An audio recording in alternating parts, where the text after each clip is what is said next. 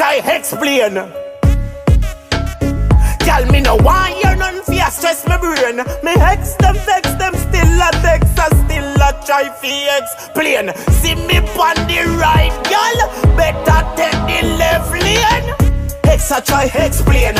Wagwan people, welcome back to the channel. This is your boy Rome. Make sure you hit like on the video, subscribe to the channel. Let's talk about Arsenal and Chelsea real quick. Not good enough. First half, not good enough. Second half, yeah, good enough. But mountain to climb, and when you attack a game the way we did, attack's definitely the wrong word, but things like the Saka goal happen because you don't deserve luck.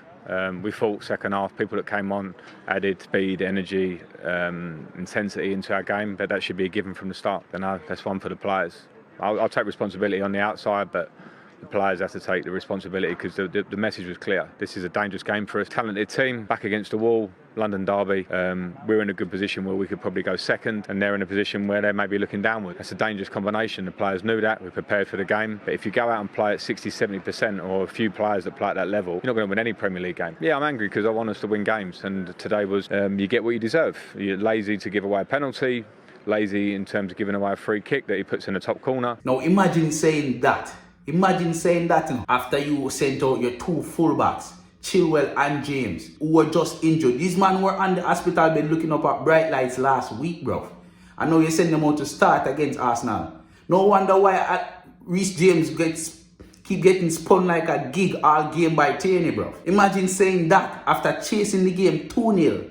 You bring on Callum Hudson-Odoi to play on the right wing, to put in crosses, and then your next substitution, chasing the game, is Jorginho, bro. Fucking Jorginho, my guy. When your most informed striker, the best header you have on the team, upon the bench. Now, I'm not a fan of Chelsea. Neither am I a fan of Giroud. But arguably, he's the best header of the ball. And you put in 33 crosses in a one game. 33 crosses, you know. And Giroud, your best header, is on the bench, bro, looking around. You understand? That don't make sense, bro. Imagine you losing a game. You having the most prolific defensive striker. Man like finding Nemo Werner. And that man I play upon the left wing. All him I do a run like you see him. Spend so much money, over 250 million. Man like Shai Havertz, bro, missing completely. Him come on upon the field, I don't remember Shai Havertz touching the ball, brother. And Arsenal fans, don't get too gassed, you know.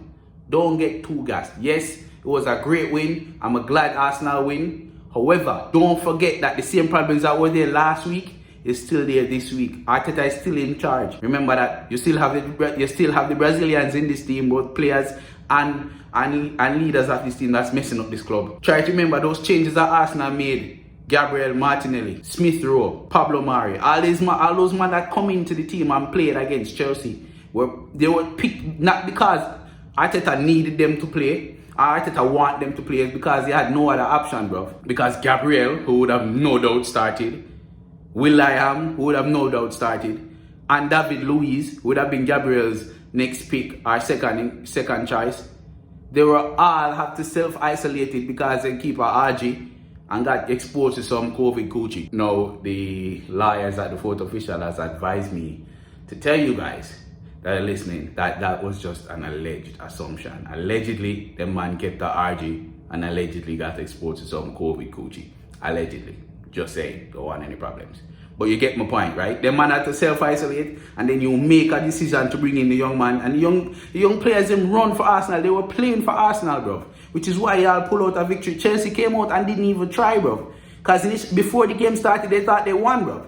The man fell for the hype. Yeah, Arsenal is struggling at 15th. Arsenal look like they can't put two passes together. And they thought that they won the game before they even started playing the game. And the youngsters came out and ran at them. The man had way more energy than them. But Arsenal, don't get it twisted. Your problems are not yet over. Anyway, thank you guys for watching. Another short recap of the weekend. Make sure you subscribe to the channel. Drop a like on the video. Manners.